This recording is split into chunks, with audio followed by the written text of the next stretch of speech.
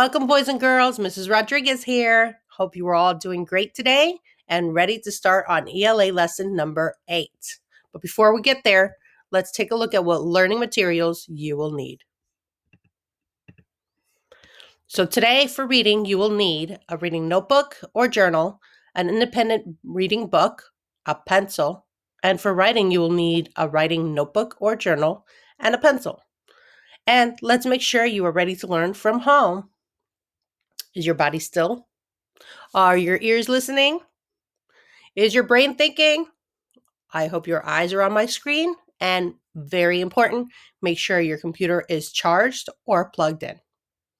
I will give you a few seconds to make sure that you have these materials.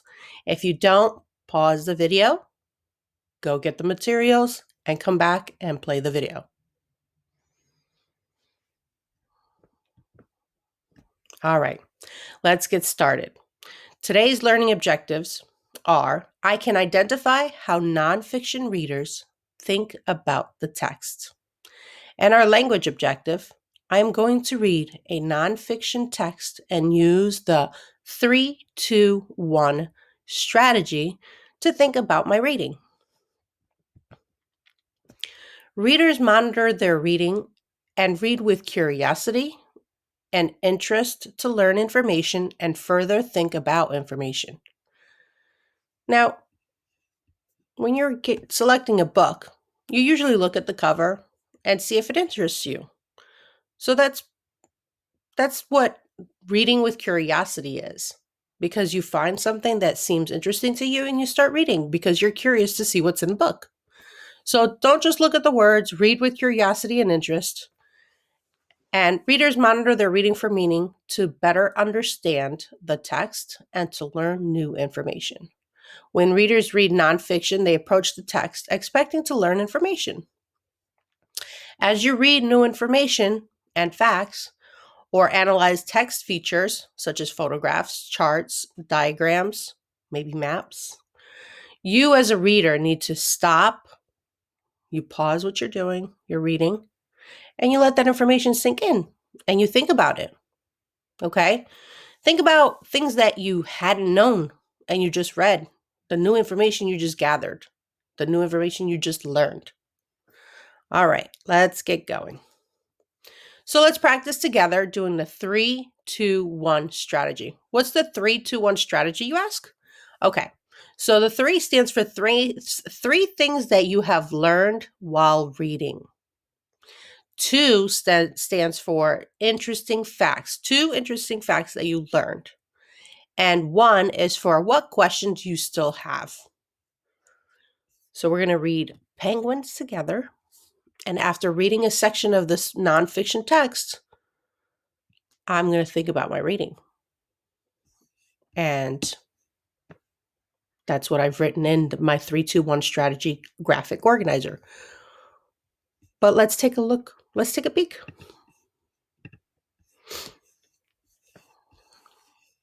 So I looked at the cover.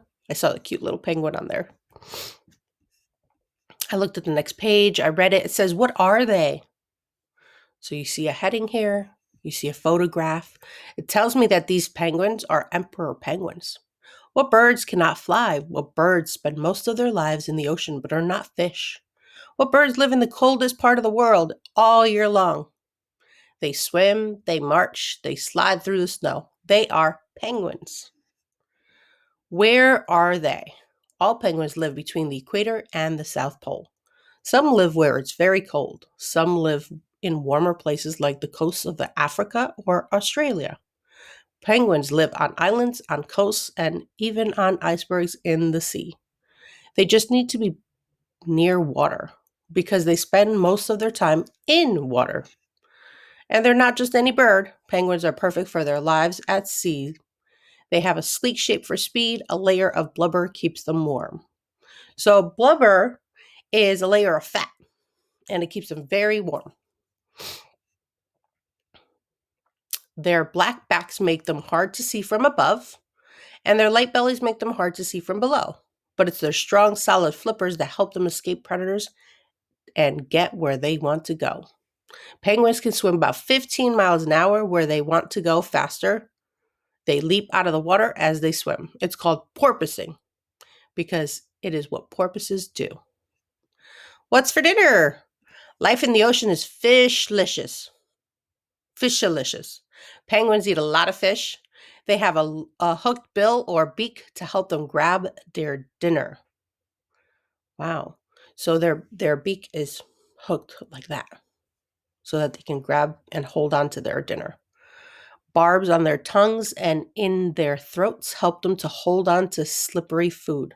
So if you take a look here, their tongue has barbs, something sharp and pointy like a hook. So their tongues also have little hooks.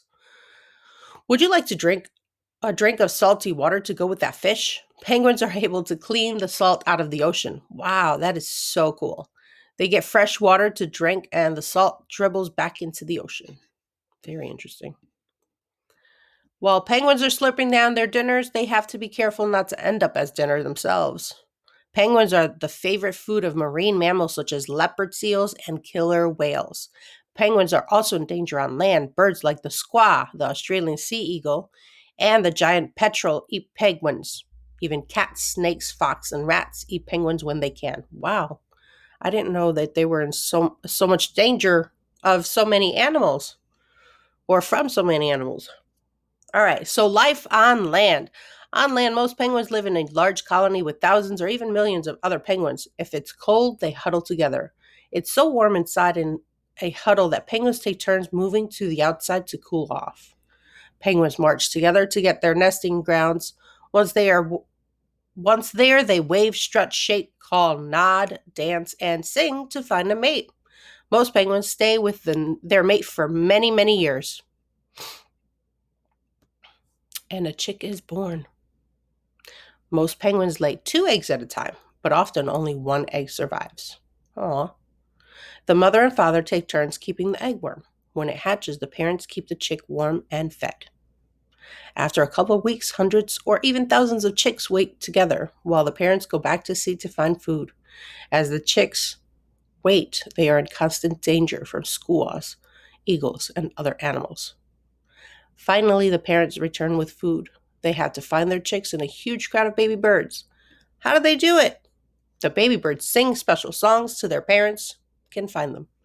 In a few months, the whole family returns to sea. For the emperor penguins, getting to their nesting grounds is hard work. Their home is Antarctica, the coldest place on Earth. Emperor penguins nest much further from the ocean than other penguins. They must march for days and nights through snow and wind. Wow, that's a lot of work. After laying her egg, the female gives it to the male. He will keep it warm in a flap under his belly. Unlike other penguins, the male emperor cares for the egg by himself while the female goes back to the ocean to find food. The mother is gone for more than 4 months. Wow, 4 months, that's a long time. The father huddles with the other male penguins to keep himself and his eggs safe and warm. During this time, the father eats nothing but snow. When the mother returns in July, the father quickly goes to the ocean to find food. By December, the whole family is ready to go. Here's a penguin parade. There are 17 different species of kinds of penguins. And they all vary from size and the way that their coats look.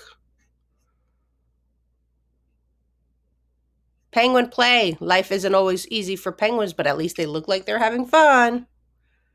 They sing, sled, surf. And here is your glossary.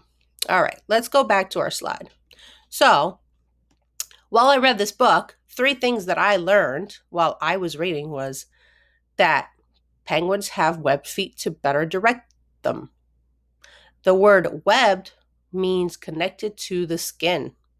And they have a large fatty layer on their body that keeps them warm. That's the blubber. 2 interesting facts. Their body is aerodynamic and it gives them speed.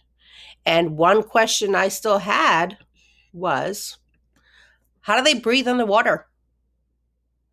Did you have any questions when you were reading? Any thoughts, any wonders? All right, boys and girls, now it's your turn. Select a nonfiction book to read. And as you read, think about the structure of the text, okay? And remember to pause every now and then so that you can soak it all in, what you've just read, think about it, and then tell me 3 things that you have learned while you were reading, 2 interesting facts, and 1 question you still have. Pause this page so that you know what information we're looking for. And when you're done, take a break. Take a brain break. Come back in 15 to 20 minutes, set a timer, and take a walk, stretch, drink some water, get a snack, and then come back and be ready for your writing lesson. See you soon.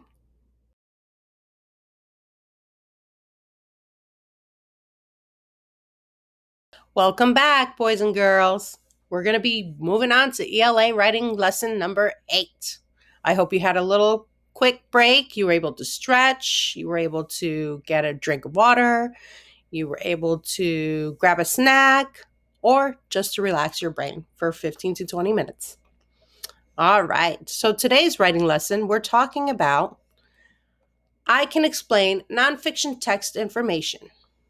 I'm going to use a labeled diagram for my audience to read with purpose. So in yesterday's writing lesson, we talked about adding a picture. Good writers always add nonfiction text features to their writing. This makes their writing purposeful and the audience can understand what they are reading. Let's take a look at my labeled diagram. So here you can see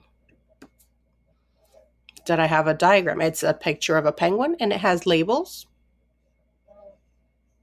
which each label will tell you a little bit about that body part for the penguin. But before we get there, let's take a look at my writing. Again, I used words and details to imagine what I am telling you. And I focused on adding a feature such as a labeled diagram to make my audience understand the purpose of the writing information that I put in here. Penguins are birds unlike any other bird. Penguins are also beautiful animals. They are very interesting. Their bodies are prepared to survive in their natural habitat. Although they cannot fly, they know how to swim like a professional swimmer. They have large, webbed feet that allow them to have better directionality when moving by swimming. Now, if you take a look at my diagram, it says here, it has a close-up picture with a label pointing to the flipper here. Stiff flippers act like boat paddles to push and steer. Big eyes to see underwater. Big webbed feet for better steering. And layers of soft feathers trap heat. Stiff, oily feathers on top keep out water. So this gives us a better understanding of body parts on a penguin. It talks about the webbed feet that I put in my writing and the flippers that they use for their swimming. And that gives you a better understanding of what I'm writing about. Now, yesterday, we used a picture to give more understanding on my writing. So we talked about how panda cubs were born pink. So I left a picture of a panda cub that was pink. And that provided you with a visual mental picture of what the panda cubs really look like when they're born. And today I gave you a diagram of penguins to give you a better understanding what their flippers look like, what their webbed feet look like, and how they're used for their swimming. Now it's your turn. So go back to your notebook and go back to what you wrote yesterday and add a nonfiction text feature into your writing so that your audience understands the purpose of your writing. And remember, you want to share some of your work with a friend or a family member because you want to show them your hard work, okay? It's very important. Share with somebody. Also remember that You have to keep building your stamina, okay? So keep that pencil in your hand at all times. Take a deep breath and keep going. If you're getting tired, just, breathe. But then keep going because it's very important for you to build your stamina. And when you're writing, keep thinking ahead to your next idea as you write. And imagine how great it's going to be when you are done with it all. Don't give up, okay? Have a good day.